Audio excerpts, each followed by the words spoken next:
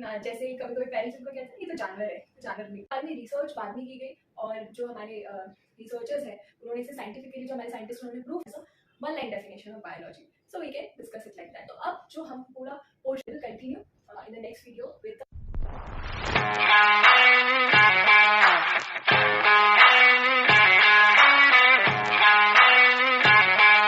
आप सभी को मेरा नमस्कार। कैसे हैं आप सब कुशल मंगल।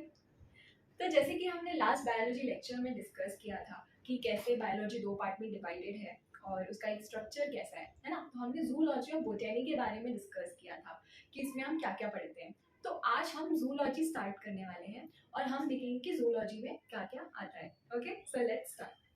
तो जूलॉजी एक वास्ट टॉपिक है, इसमें बहुत कुछ आता है। तो हमारा जो सबसे पहला टॉपिक है जूलॉजी के अंदर वो है सेल। ओके, सेल जिसे हिंदी में कोशिका कहा जाता है। तो सेल्स क्या होते हैं? तो सेल्स हमारे जो ये पूरी बॉडी है इसमें सेल्स पाए जाते हैं और ये सेल्स ऐसे होते हैं जो हर चीज खुद ही कर लेते हैं। ओके, ये अपने आप में एक मतलब हर चीज का सेंटर है, खुद कर लेंगे, तो किसी पर डिपेंड नहीं होते हैं ये। तो जैसे कि अगर मैं आपको एग्जांपल दूं कि अगर आपको, मैं देखती हूँ कि बहुत सारे हॉस्पिटल्स होते हैं ना, क्लिनिक्स होते हैं। अगर किसी को हार्ट की प्रॉब्लम है तो वो कार्डियोलॉजिस्ट के पास जाएंगे, है ना, उस क्लिनिक में जाएंगे। अगर किसी को बोन की प्रॉब्लम है तो वो ऑर्थो के डॉक्टर के पास जाएंगे। अगर किसी को बच्चे को दिखाना है तो वो पीडियाट्रिशियन के पास जाएंगे। किसी को फीमेल इश्यूज है तो वो गायनेकोलॉजिस्ट के पास जाएंगे, है ना। ब्रेन में प्रॉब्लम है तो न्यूरोलॉजिस्ट के पास जाएंगे। तो इस तरीके से क्या होता है कि आप अलग अलग क्लिनिक्स होते हैं, पर एक ऐसा हॉस्पिटल होता है बड़ा जिसमें आपको हर चीज़ का इलाज मिल जाएगा। चाहे आपको स्किन इश्यूज हो, हार्ट डिजीज हो, बोन प्रॉब्लम हो, है ना, हर चीज़ का आपको वहाँ पे एक ही जगह ट्रीटमेंट मिल जाता है। तो वो एक सेंटर होता है हर चीज़ का। वैसे ही हमारे सेल्स होते हैं, यहाँ पे हर चीज़ हो जाती है। ये खुद को ही रिपेयर कर लेते हैं, कुछ नया बना देते हैं, तो ये सब कुछ कर सकते हैं। तो हम आज उन्हीं के बारे में डिटेल में डिस्कस करेंगे। तो सेल का जो बायोलॉजिकल वर्ड है वो है साइटो। ओके, इसका बायोलॉजिकल नाम साइटो है, इसको हिंदी में कोशिका कहते हैं। और स्टडी ऑफ साइटो यानी कि साइटो पे स्टडी करना या स्टडी अध्ययन करना साइटो पे, उसको हम साइटोलॉजी कहते हैं। ओके, साइटोलॉजी कहते हैं हम। Study on cyto is cytology. तो जो सबसे पहले हमारे सेल्स डिस्कवर किए गए थे, तो जब सेल डिस्कवरी हुई तो वो डेड सेल्स डिस्कवर कर लिए थे। Okay, dead cells. तो डेड सेल्स डिस्कवर हो गए। अब ये किसने किए थे? ये किए थे रॉबर्ट हुक ने। तो उनका जो माइक्रोस्कोप था इतना पावरफुल नहीं था कि वो लिविंग सेल्स को डिटेक्ट कर पाए, इसीलिए हम सिर्फ डेड सेल्स तक ही पहुंच पाए थे। तो रॉबर्ट हुक ने डिस्कवर किए थे सबसे पहले सेल्स, पर वो डेड थे। तो इसके बाद लिविंग सेल्स भी डिस्कवर हुए, ऑफ कोर्स, है ना। तो जो लिविंग सेल्स हैं वो किसने डिस्कवर किए? Anton van Leeuwenhoek. Anton van Leeuwenhoek ने क्या किया था? लिविंग सेल्स डिस्कवर किए थे उस वक्त, और इन्होंने एक पावरफुल माइक्रोस्कोप बनाया था जिसकी मदद से हम लिविंग सेल्स को डिटेक्ट कर पाए और देख पाए। तो इस तरीके से उस वक्त तक लिविंग सेल्स डिस्कवर हो गए थे।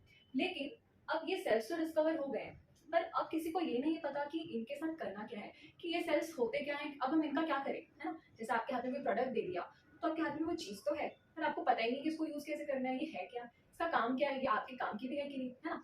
तो इस तरीके से ये चीज़ आ जाती है। तो ये ही उस वक्त चल रहा था कि ये सेल्स हैं क्या।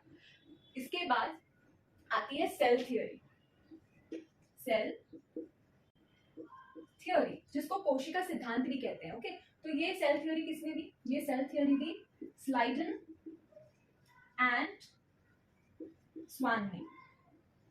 स्लाइडन एंड स्वान ने हमें सेल थ्योरी दी। उन्होंने हमें बताया कि सेल्स एक्चुअली क्या काम करते हैं और ये क्यों है, इनका एग्जिस्टेंस क्या है। ओके, तो इन्होंने हमें बताया कि जो हमारा बॉडी है पूरा ये सेल से ही बना हुआ है। ओके, कैसे?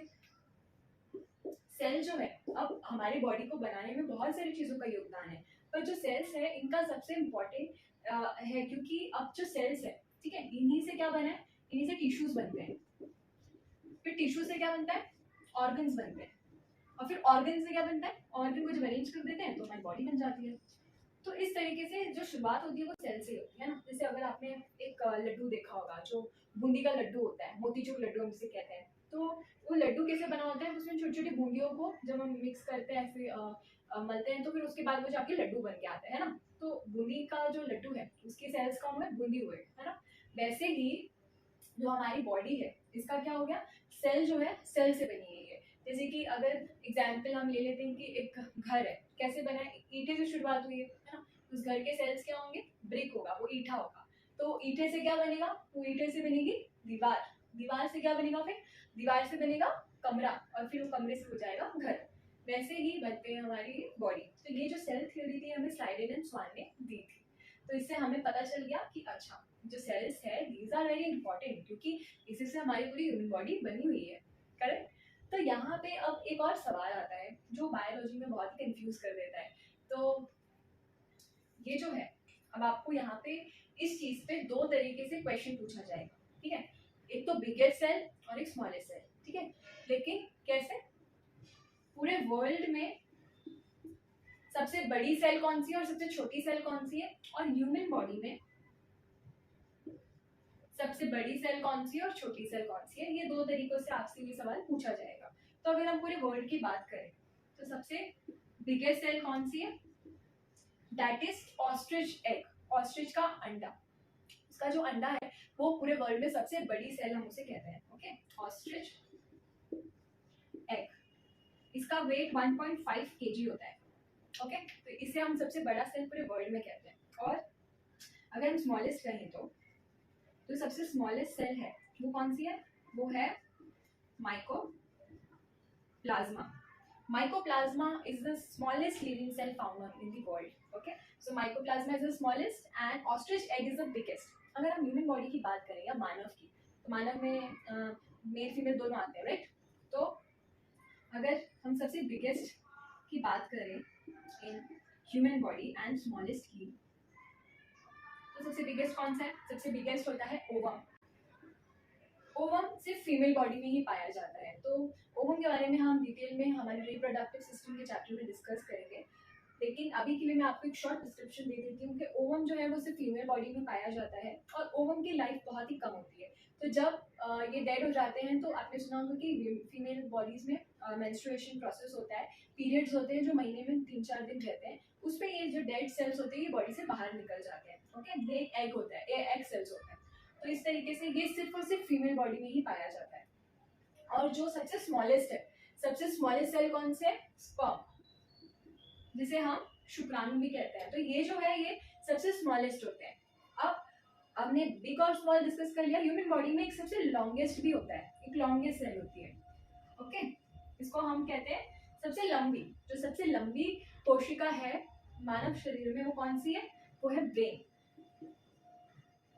या हम इसे न्यूरॉन कहते हैं, राइट। ब्रेन को, जैसे मैंने आपको बताया था कि ब्रेन के डॉक्टर को न्यूरोलॉजिस्ट कहते हैं, तो हम ब्रेन को न्यूरॉन कहते हैं। तो जो ब्रेन है ये सबसे लॉन्गेस्ट सेल होता है, ओके। अब अगर हमने जैसे बात किया कि सेल में खुद ही एक रीजनरेशन की क्षमता होती है ना, वो खुद ही रीजनरेट कर सकता है। अगर कुछ डैमेज हो जाता है तो वो रिपेयर कर सकता है। तो मानव शरीर में ऐसा कौन सा अंग है जो सबसे जल्दी खुद को रिपेयर कर सकता है, तो वो है लीवर। अगर लीवर में कुछ भी होता है, ठीक है, कभी समझ लीजिए उसमें चोट लग गई है, किसी ने नाइफ डाल दिया अंदर, तो जो लीवर है वो खुद को सबसे जल्दी रिपेयर कर सकता है, ओके। वहाँ के सेल्स हैं तो वहाँ पे बचने के चांसेस बढ़ जाते हैं क्योंकि जल्दी जल्दी सेल्स रिपेयर कर लेते हैं।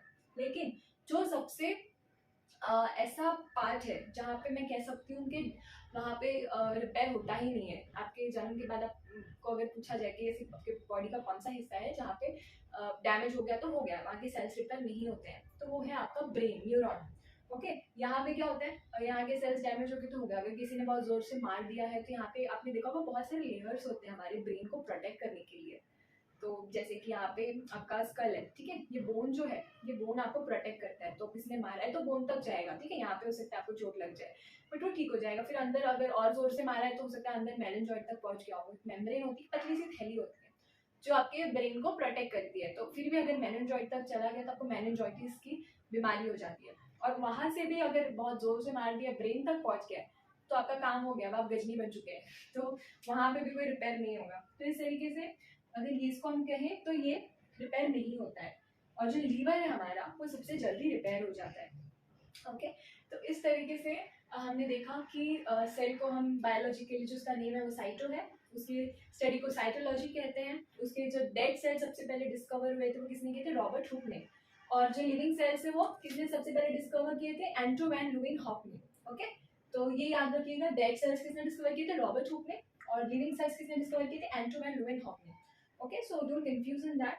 एंड जो हमारी सेल थ्योरी थी, जिसको अभी तक पता ही नहीं है कि यहाँ पे करना क्या है सेल्स के साथ, तो आती है सेल थ्योरी जो स्लाइडेन एंड स्वान ने हमें बताई, और उन्होंने हमें बताया कि कैसे हमारी बॉडी में सेल्स कितने इंपॉर्टेंट होते हैं। ओके, इस तरीके से हमें वो चीज़ पता चली। अब हमने देखा कि वर्ल्ड के जो बिगेस्ट सेल हैं और स्मॉलेस्ट सेल हैं वो कौन से? सबसे बिगेस्ट है ऑस्ट्रिच एग, और सबसे स्मॉलेस्ट कौन सा है? माइकोप्लाज्मा। और ह्यूमन बॉडी में सबसे बिगेस्ट कौन से होते हैं सेल? ओवम, जो सिर्फ फीमेल बॉडी में पाया जाता है, it's a egg cell. And सबसे स्मॉलेस्ट कौन से? स्पर्म, जो मेल बॉडी में पाया जाता है। और जो सबसे लॉन्गेस्ट है ना छोटा है ना बड़ा है, लंबा है, वो है ब्रेन। ओके, और अगर हमारा लीवर डैमेज हो जाता है तो वहाँ के सेल्स बहुत जल्दी रीजनरेट कर सकते हैं, लेकिन अगर हमारे ब्रेन में होता है तो वहाँ के सेल्स रिपेयर नहीं होते हैं। सो इस तरीके से हमने इसका एक अच्छे से इसे समझा, सेल के बारे में। आप कितने टाइप के सेल्स होते हैं, जिसका फॉर्म क्या होता है, स्ट्रक्चर क्या होता है, सॉरी, वो हम अच्छे से डिस्कस करेंगे in our next video. And अभी के लिए हमने इसका एक डिटेल ले लिया है इंट्रो कि सेल होते क्या है। Okay, so thank you so much for watching.